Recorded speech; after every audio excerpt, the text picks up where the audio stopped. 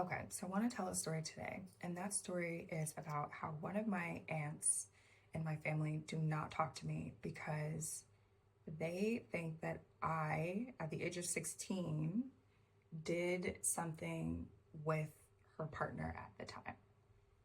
And I have been a nervous wreck to talk about something like this and to tell this story.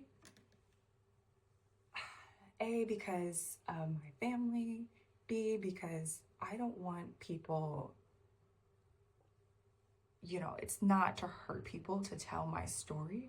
But at the same time, I've been working through this so much in therapy, and this is something that goes way deep to my core in terms of worthiness and how I feel about myself. And it's been such a journey. And it's that moment of my life where I have to like fully confront it and face it and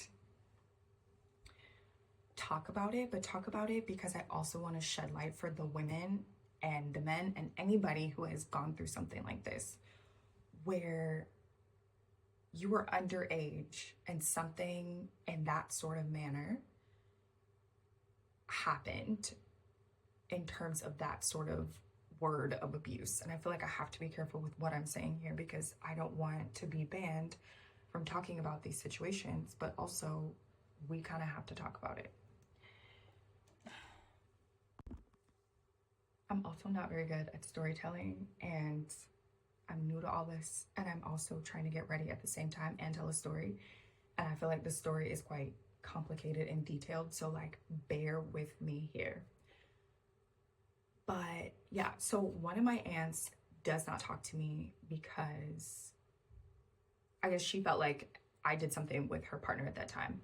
And nothing happened, but I'm gonna try to tell the story quickly and also not name any names. And so I was with this aunt for the summer with my sister, and I can't remember how much time had passed since we were there in the summer for a little bit of time to when we got home. And when I think it was my stepmother was going through my phone and she found this conversation, this sort of conversation. And she showed it to my dad, and my dad called that aunt and we spoke about it and we talked about it a little bit.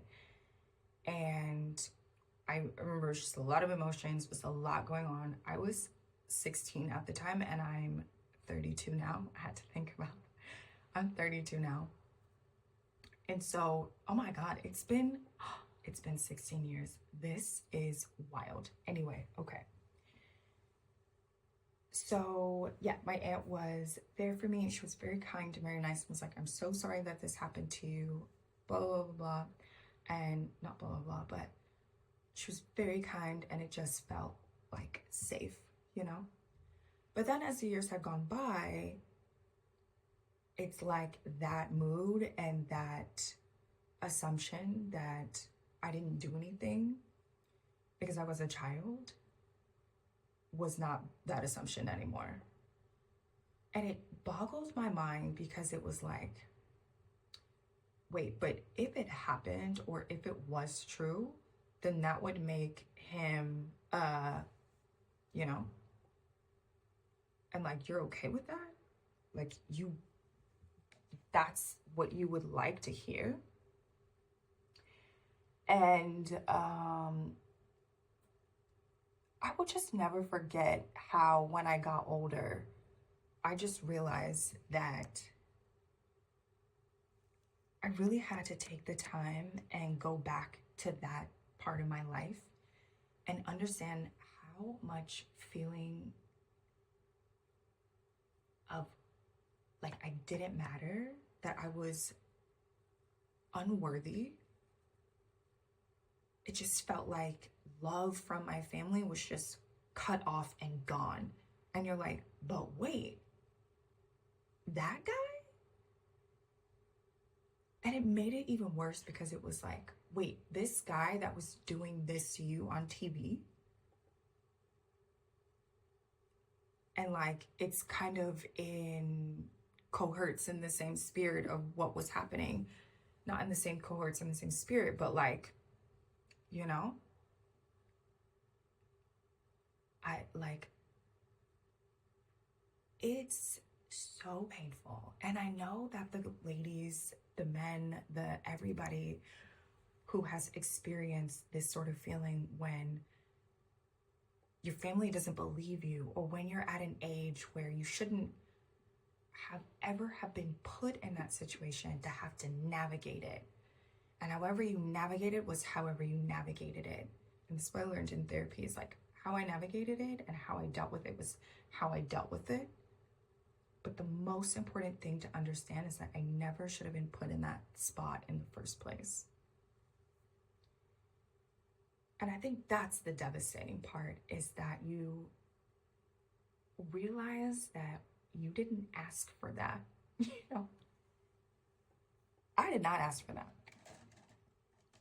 No matter what, I didn't ask for that. So I'm just wondering what other people who have gone through this, how they decided to handle this sort of situation. How did you go about telling your truth? And how do you tell your truth in a way that honors you? And I think the reason why I'm addressing it now so much is because I'm getting older. And if I want to have kids, and especially if I want to have girls, like, I don't want to still be in that space and place and in that situation and just even having to deal with it, you know?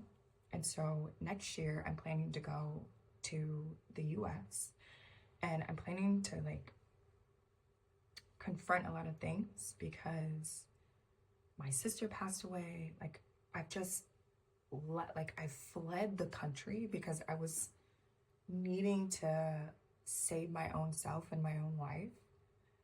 And when I say all of this, this is not a dig to my family member, because it's really sad that she also was put in that situation of having to deal and having to handle. That's not her. Like, I don't wish that upon anyone either. Do you know? There's sympathy there.